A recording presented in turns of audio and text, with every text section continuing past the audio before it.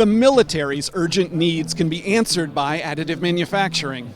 I'm Pete Zelinski. I'm at the ASTM International Conference on Advanced Manufacturing.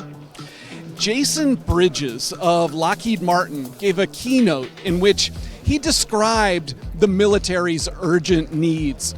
The defense supply base after the Cold War became more economical, but he pointed out it also became less responsive. COVID showed us this, how easily the supply chain can break. That's a problem right now in the more volatile world we find ourselves in, when the United States may need to scale up military resources very quickly. He sees additive manufacturing potentially going a long way to bridge this gap if we let it.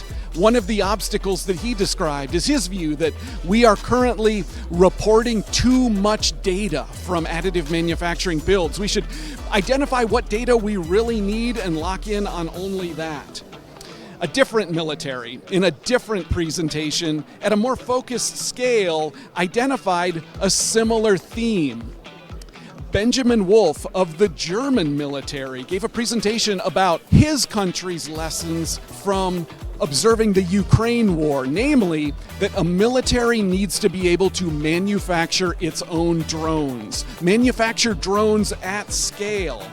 So the German military is internalizing this capability, is developing the capability to manufacture its own drones as needed in case it is abruptly cut off from any supplier or any component supplier. Using 3D printing to do this, and using 3D printing to learn how to modify, adapt, and tailor drones to special missions that may arise in the course of a conflict.